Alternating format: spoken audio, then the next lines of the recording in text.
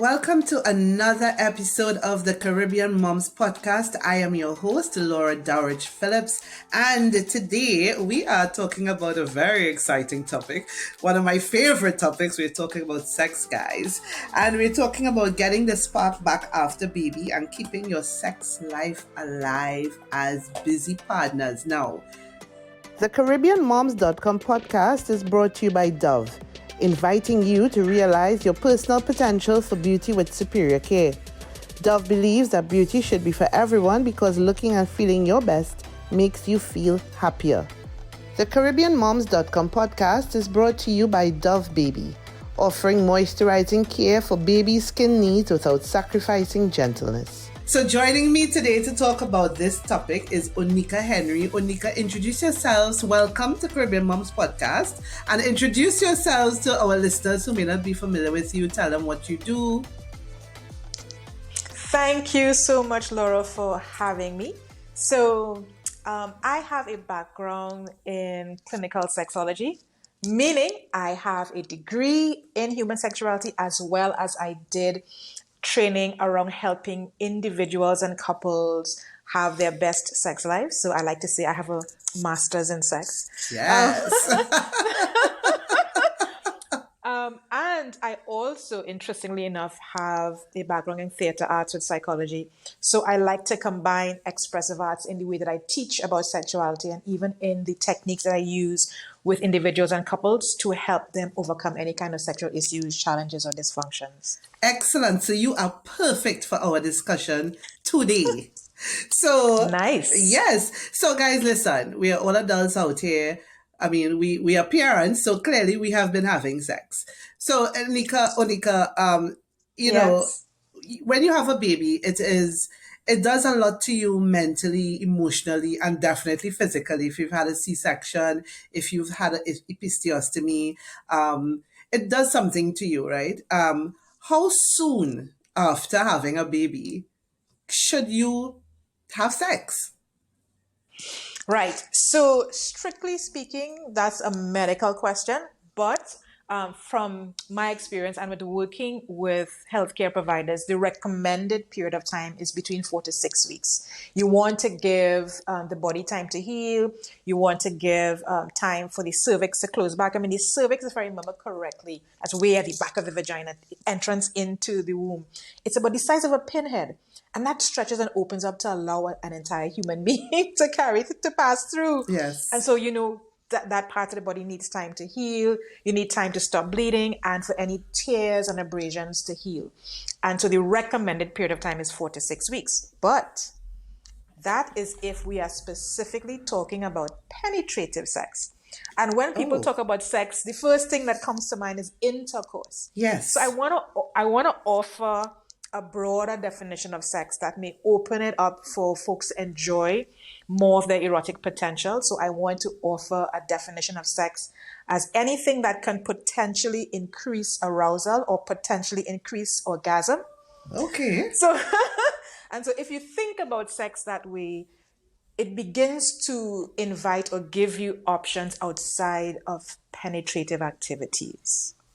Interesting. Okay, so we getting it getting spicy now. So yes, tell us what. So yes, you're right. When a lot of us think about sex, we talk about penetrative sex, but obviously there are other things that you can do that does not involve penetration. So walk us through it. Walk us through it. All right. So let's start with just using other parts of our bodies to give a sense of arousal, as well as allowing all kinds of pleasurable sensations to come to us through our senses.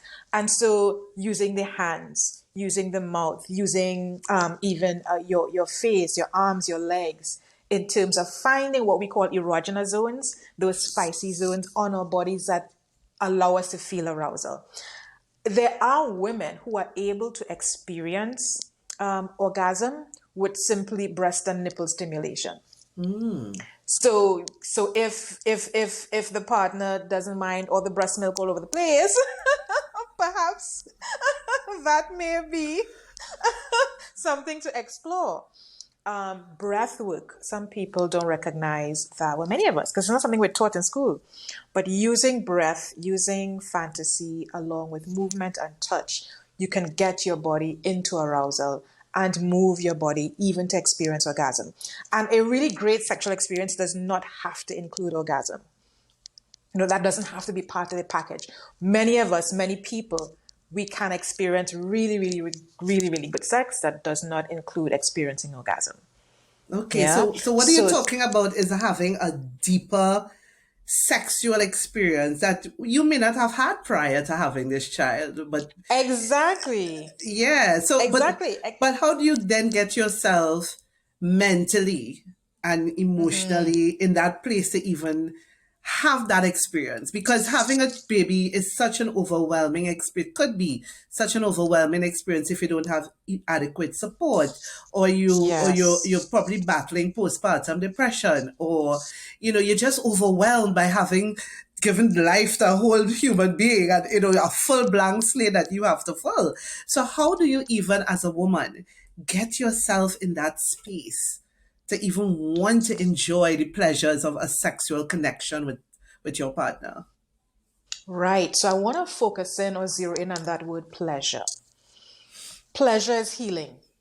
Yeah. Pleasure is healing. And if we begin to think of sex as healing and sex as one way in which we can experience pleasure, especially if it does not have to include penetrative sex or it doesn't feel like work, I would suggest that you simply start by allowing yourself to experience simple daily pleasures. Get your body back in tune with what feels good, what is sensual. So what do you enjoy smelling? What do you enjoy tasting? What do you enjoy listening to? What kinds of textures and touch do you want on your skin? Do you want on your body? And start there as your foundation, because that really is a foundation that you build upon to get to the erotic aspect of life and then to the sexual part of life. So allow yourself to experience pleasure and feel pleasure and see pleasure as healing. Interesting. So if you like, for Start instance, there. to moisturize your skin, you like nice scents, those kinds of things you're talking about, or you just like to put on nice lingerie because you like the feel of the silk against your skin. Yes. So give yourself many daily doses of pleasure and allow that to build. And then invite your partner to experience those pleasures with you without the pressure or expectation of sex. Okay, so I'm glad you mentioned partner, because it's not a one-sided affair. So Yes. speak to the partners. What can they do to help these mothers really get it? Because the partner be like, yeah, girl, listen, it's been a while, it's been a while, it's been some weeks now. What's going on? What we could do, right? What we could do. But it can't just be that you want to be pleasured and this woman sitting down here trying to cope with this whole experience that she just Trying to went through. cope. Right? So speak to the partners. Exactly. What can they do to help the process? So allow me to give a little bit of a segue into what other cultures do to help moms postpartum. In some cultures, after one gives birth, she does absolutely nothing in the house. There's a community of women and people who would wash her clothes, clean the kitchen, cook for her, run her these wonderful, wonderful, sensuous baths. They pay her bills for her. She does absolutely nothing except nurture and feed baby and sleep and eat. Oh my God, I want to move there. Where is that? Where is that? And so what I'm suggesting is that in our westernized, colonized space, we may need to find ways to create that community of people who support mommy after giving birth, that allows her body to heal a lot faster. And if it's a community of women, that actually helps her body to get back to a normal hormonal balance. I mean, I'm sure you may be familiar with that phenomenon of women who are like they are roommates, and after a while their menstrual cycle sinks. Yes. Right.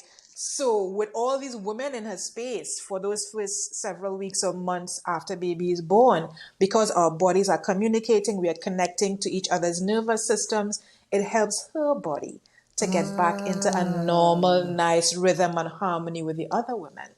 Well, that And so it makes helps with sense. that. Yes, yes. And so I just wanted to lay that foundation, so that partners begin to think of ways in which they can make sure that mommy does not have a whole lot of responsibilities in terms of chores around the home, and if there are other children, looking after the other children, if you can get support so that she's able to rest and reconnect with her body. And so it may be as simple as asking her, what would make this better? What would make this easier? And you talk to her and you negotiate what's possible. And you both find time together to get into those body touches, get into each other's bodies, because her body has changed. There is no way a body after giving birth is going to be exactly the way it was before birth.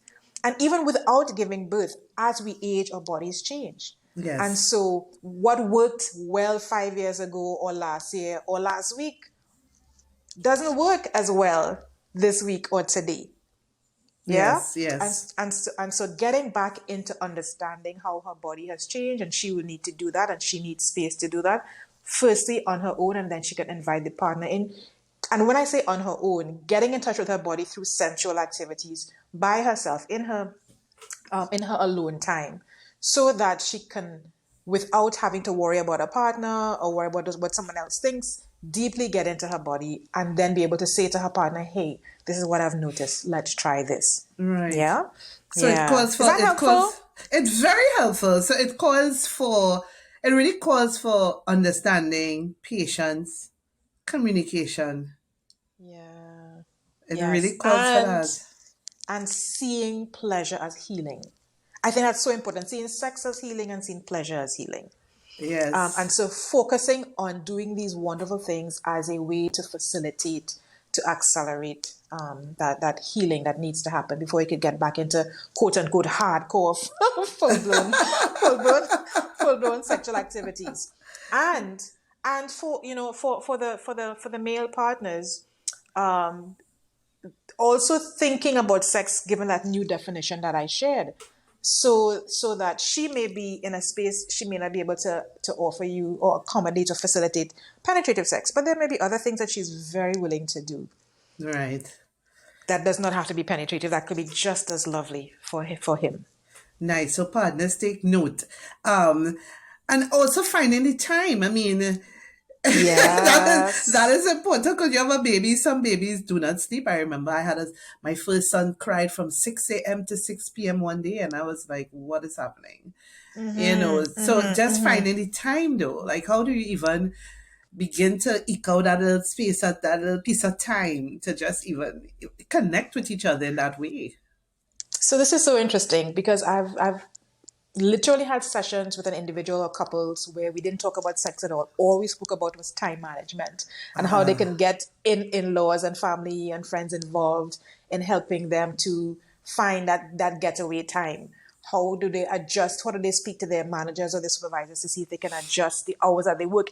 It becomes a very practical thing to do in terms of managing your time, because what you're also doing is managing your stress levels. Yes. And stress will kill sexual desires once it gets to a particular level for a lot of people. Literally, the chemicals that are released in your body, they take up the space, or they connect or bond with the cells and leave no space for those sex hormones to bond with. Because you're telling your body you're in survival mode, so sex is not a priority right now. Right. Yeah. And so time management, finding support, and scheduling sex. Literally scheduling sex. Scheduling? That's no Listen, fun though. What is the fun in that? Everybody says that, and it's absolutely not true at all. Wait, so you're telling me, so you say, okay, Friday at 7 p.m. we're gonna have sex. Like, oh, that sounds so cold. That's because of how you make it sound. Friday at 7 p.m. we are meeting at this getaway. At this getaway, I will have the edible massage oils, and we are going to do this before. So it is if you want to call it a booty call. Oh, okay. Booty call is Friday at 7. Not that we are scheduling a task. It is not a task. It is your erotic getaway, right? Your sexual healing session. And just as you build up a hype and anticipation when you're planning for any other event you're looking for. So maybe you're planning a lime or you're planning whatever, and the details that goes in what we're going to do, how we're going, and you get excited about that. We need to begin to think about sex in that way, because what that tells your brain and your body is that you are prioritizing pleasure. You're prioritizing sex. And the buildup of the arousal, the buildup of the anticipation for that day. Okay. Yeah? I can Have see I that. sold I it can to see you? that. Yes. I can see that. I can There see we go. the anticipation, like, okay, Friday. Yes. And I'm you're wearing getting yourself. yes, you're getting Yes. yourself prepped, and you're picking out your lingerie, and you're picking out if you're going to have like wine, or what you're going to put in the space, whatever it is you're planning. Your Yes. healing, your sexual healing time. You're planning the playlist. Ooh. You understand what I'm saying? Yes. So it's really calls that, like, the underlying theme I'm getting here. It really calls for you to be very intentional. Yes, Yes. mindful and intentional about your erotic pleasure, about your sex life. That is very interesting. So let's talk about positions. Because, Right. okay, so we're talking penetrative sex here, right? We decide, like, okay, I had enough of the touching and all that. That's fun. That's fine. But, I really want to get it Right. on. Right. But obviously, with the healing process and everything, you may not be able to do what you have done before. As you say, your body undergoes a lot of changes. You may find that some things just no. So, what advice you would give to couples when it comes to, you just had a baby, best positions that may be more comfortable for you? Right. So there's definitely no one size fits all. It's going to depend on the individual and whether or not she had, maybe, as we mentioned earlier, a C-section or an episiotomy. Let's talk about that major surgery of the C-section. She needs to be in a position where she has full control of, over the depth, the level, the speed of penetration. That's usually woman on top, her being on top, or on the side, where she Okay. has more control. You don't want to be in any position that's going to put pressure on the scar or put pressure on the area that feels painful. Right. So side positions, usually I hear that you avoid doggy style. Yeah. So woman on top or position, and you can adjust that in any which way you choose. And being on the side, or spooning is another term for it. Right. Right. Those and varieties of those positions, but each person will need to, do a little test out, go a little slow, and fully prepare the body. Because one of the things that can happen, especially if she's breastfeeding and depending on her hormonal levels, is vaginal dryness, and maybe a challenge for Yes. some women. Yes. Yeah. So you want to make sure that you go really slow, make sure that she's in full arousal, and you want to have lube just in case there isn't enough of her natural moisture that's happening, which you Right. may continue until her hormones settle back. And that brings me to a whole other thing when you talk about lube. Like, is there a particular kind of lube you should use for people who never used lube before? Like, what is some Right. advice you would give in choosing what kind to get? Right. So I would start with the water-based lubes. And I would actually talk to the pharmacist, because there would be particular brands that are more popular, or particular brands that may have the ingredients may not agree with you. Yeah. So talk to your pharmacist. You want to ask about water-based lubricants first of all. Those tend to work better with the tissues of the vagina. Right.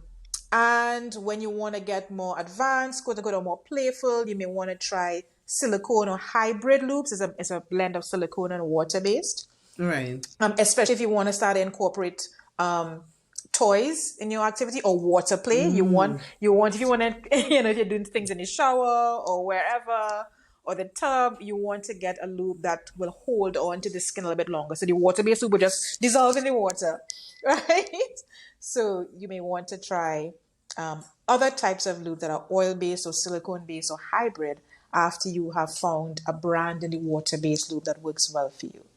Right. And Yeah. what about frequency? No, it's like riding a bike. So you're getting back into this thing, right? Right. After your 4 6 weeks, and you might realize, wait now, oh yeah, I really miss this. I really miss this. What about frequency? Should you like suddenly become rabbits and you can't keep your hands off each other, you know, or Right. should you take it slowly? So that is a very individual or couple-based question. It's going to depend on people's desires, their schedule, what feels good. There is no number that is a should or number that is normal or not normal. If both partners enjoy sex once every 2 weeks, so twice a month, and both of them are good, that's fine. Yeah, Yeah. If they are, if their schedule looks like 3, 4 times a week every week and they're both good with that, they're good. yeah, So they need to find a rhythm, a frequency that works for both. And it's usually easier to find that if it is not expected that it's always going to be penetrative sex. At least I find that for an important thing to think about when we're talking about women and feeling that pressure of having to satisfy a male partner with penetrative sex all the time. Because most women don't experience, or many women don't experience orgasm through penetrative sex alone, unless right. you know how to involve the clitoris. That's key. Clitoral stimulation is key. 80% of women need to have direct or indirect clitoral stimulation. Say And it again, Onika, sometimes louder. Say it louder, louder. 80%, just over 80% of women must have direct or indirect clitoral stimulation in order to experience orgasm. That's just how the body has been designed. Lucky for the 20% that don't need that. But, that stimulation of the clitoris, depending on your position, does not happen with penetrative sex. Especially Right. if the men, are not aware of how this thing works and what kind of pressure she likes on the clitoris and when she wants to pressure on the clitoris. Most time it has to be after arousal, not before, so you need to explore, you need to experiment. Yeah. Yes, yes, yes. And I know, this is very informative and exciting. But for those, how important is it for couples to be able to maintain that intimacy, that sexual connection? Because you could really get caught up, especially if it's your first child. Prior to having this child, you were all over the place. You're hitting maracas 3 o'clock on a Sunday, just random. You're going, you're living on the avenue, you're all over, you're pumping, you're all over. You're all intimate, you're having sex all the time, and then this child comes. And Mm-hmm. suddenly you as a woman, you busy juggling career, busy juggling, the pressures of motherhood. Your Mm-hmm. husband or your partner is busy, two of you are busy, and suddenly this child becomes your whole world, and suddenly you forget that each other exists. Mm-hmm. Mm-hmm. How important is it for couples to maintain that sexual connection? So, in my opinion, it is very important in order to stay connected with each other and to each other, to stay attuned and in tune with each other's needs. Otherwise, there is that disconnection that can happen makes it more difficult for communication to happen on a regular basis because somebody's going to build up a resentment. Somebody is missing that connection, which not only is I keep saying this but because it's so true, not only because it literally is a form of healing physiologically, emotionally, etc., but because they begin to feel rejected. Don't you want me anymore? Am I not attractive to you anymore? Do you not value me anymore in that way? And so for me, it is key that even if it's not, like I said, if it's not penetrative, that you are connecting in an erotic way. And seeing that as a way to connect more deeply, not just with your partner, but with yourself. Yeah. And for some people, that time of being deeply in your pleasure is also a spiritual experience. So there is that nourishment that comes as part of staying connected to that very powerful and creative and dynamic part of yourself. I always say when you're not tapping into that part of yourself, you are not accessing the full potential of well-being and health, because that is a powerful part of being human. Even for people who are what we call asexual, who don't Yeah. experience attraction for a person in terms of a sexual way, they will experience erotic pleasure and connect to that in a different kind of way. And that still contributes to a sense of well-being and wellness. Because pleasure opens us up to a creative way of thinking, to a different way of seeing the world. And I know that may sound airy-fairy, but if we think about just the pleasure we experience in, let's say, a fete or a club, and you're on that kind of a high, and the way you just, experience the world or see the world is very different when you're in a really, really good mood and when you feel really settled and grounded and nourished. Yeah, that's true. That's true. It unlocks your adrenaline. It's like a dopamine kind of Yes, shot. yes. All those chemicals involved, yes. Yeah. So right, anything else that couples should know? What else? I think we've covered all the important bases. The need to schedule, if it's not happening spontaneously or as spontaneously as you'd like, then schedule it and make it a priority. Oh, health. What medications are you on? We didn't mention that because sometimes medications that we take, even something simple like antihistamines that we take for our sinuses, those tend to dry up not just the nasal orifices. They also tend to dry up the other entrances into the body. And so a lot of women don't recognize that when they're on particular medications, including antihistamines, that it affects vaginal dryness. So if you're on any kind of medications, check for the side effects with your doctor to make sure that it's not actually interfering with your sexual function. Eat well. Find a way to exercise and stay fit that feels good. In other words, if you're not into the the hardcore, aerobics or spin class, regular walks or just riding your bike, you want to be able to stay fit, because that sense that moving of blood through the body makes sure that you're going to have blood going to the right areas. It also also helps with maintaining particular hormonal levels in your body, so it makes sex even better when you're fit and you're healthy. No, that makes sense. That makes a lot of sense. Monika, this has been very informative for me. And some of the key things I think that stood out for me is definitely the need to communicate with your partner. Yes. It really calls for you to get to know yourself. So even for those women who may, planning to have a baby at some point in the future, really get to know yourself, because so much could change post baby.